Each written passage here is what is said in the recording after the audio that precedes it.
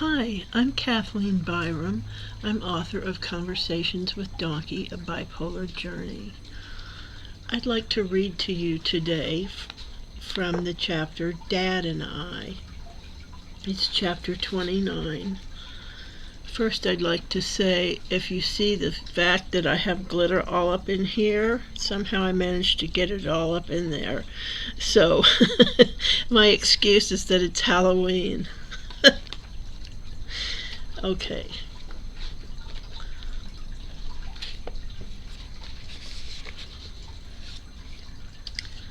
Hi, everybody. Oh, I'm sorry. This was written February 2022. Hi, everybody. I just spent the last hour writing this. It poured from me. It is about my father and a lot about me, too, and how we came to be good friends in the end. It is terrifically long, and I don't expect anyone to read it, but it feels like something I need to post for myself. It's very, very personal. So you've been warned. Bless you if you read the whole thing. My father and I always had a relationship that was difficult for me. He was naturally authoritarian, and I was naturally mousy in response. Something magical happened, though, when he became permanently bedfast, and I began visiting him regularly for several hours at a time. He began to really know me, know the person I had become. And I began to feel adored, a novel feeling in this relationship. We became true and real friends. We never really understood each other, but as we shared things that were emotionally important to us, I was able to learn new things about him, and the things I couldn't understand, I was able to just set aside without a worry. I came to accept that he had ways that we could not understand, but that wasn't his fault, and to just love him for what he was. Things like this come obvious to those with common sense, but I never really had much. And what a man he was.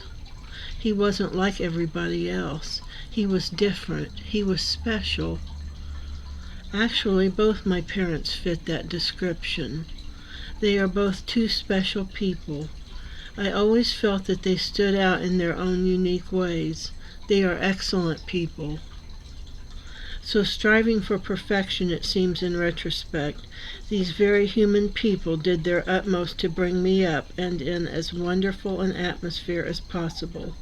What went wrong? I have come to the conclusion that early in life I decided to model after my father.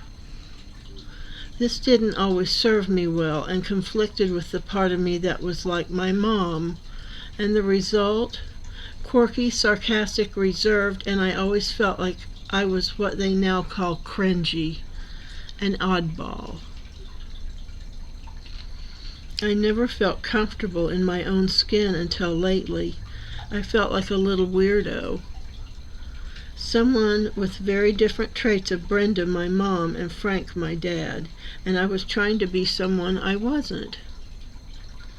Ironically, I chose the donkey as an internet avatar and began making friends while schmoozing about in a donkey-ish sort of fashion, while occasionally throwing in a story or two or something lovely or touching, and after a while made some friends who genuinely cared and were caring people. And together we all created an atmosphere on a lolcat site that was loving and playful and mostly kind, while being fun and funny. I have met some of these people. They are good people. This was a huge process for me. I was beginning about a 10 to 15 year process of changing into the me of me. In the meantime, I had issues. Alcoholism was one, and feeling like a child and a failure in my parents' house, and worshiping them both and not wanting to fail them or ever tell them no. and overeating, and not having that much of the physicality to do the kinds of help they needed from me. So one night, I was trying to help Dad with the computer.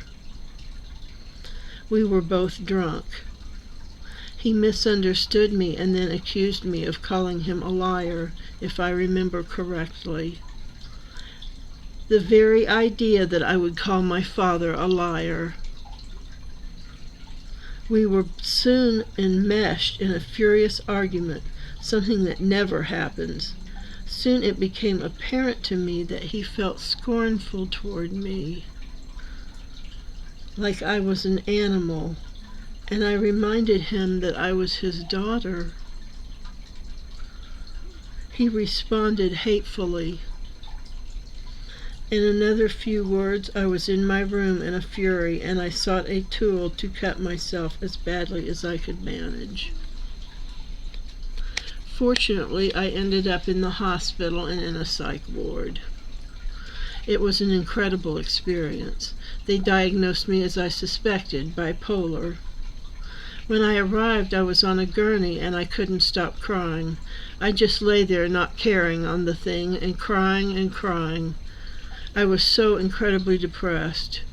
Patients gathered around. Someone helped me sit down in the chair.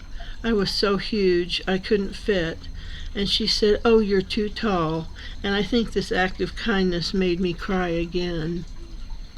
I was also mildly delusional. Some point I shifted, and I became sort of a grandiose feeling, and I had no shortage of patients knocking on my door and wanting me to come out and play.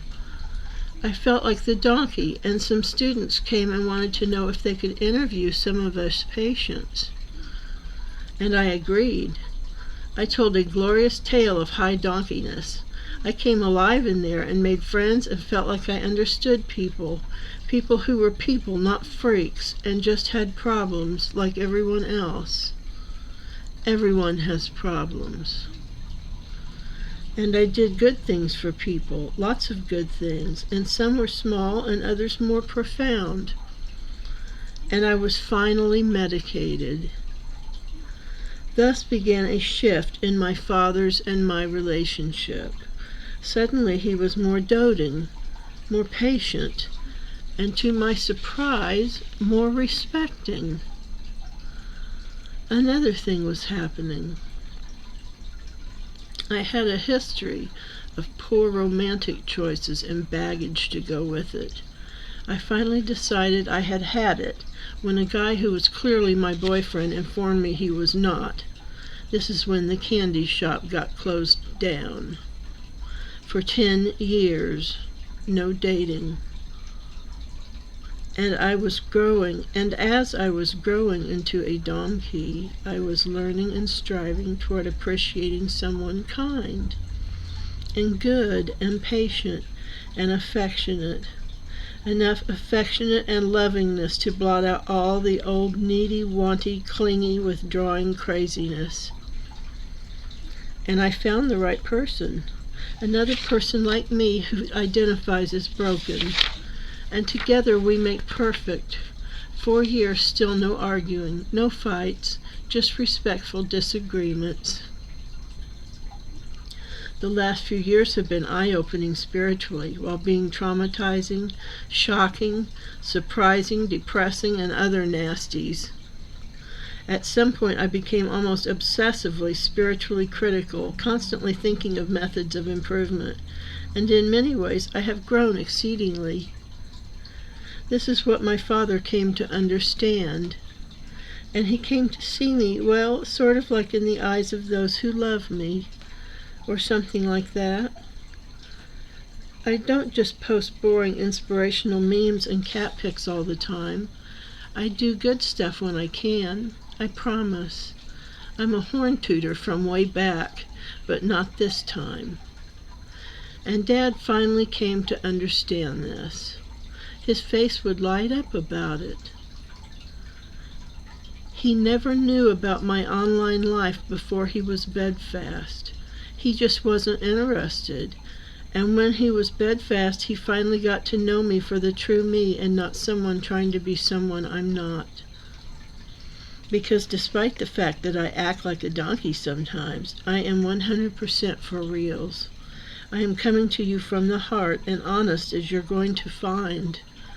I am the product of Frank and Brenda Heath, my own special entity, and I am full of light and love, just like my mother and just like my dad is now, eternally. My next chapter is 30, To Sean with Love. Sean is my son. I want to thank you for listening so long. And I'd like to ask you, if any of that resonated with you or meant anything to you, please leave me a comment and a like and a subscribe if you wish. Thank you so much. Happy Halloween. Bye-bye.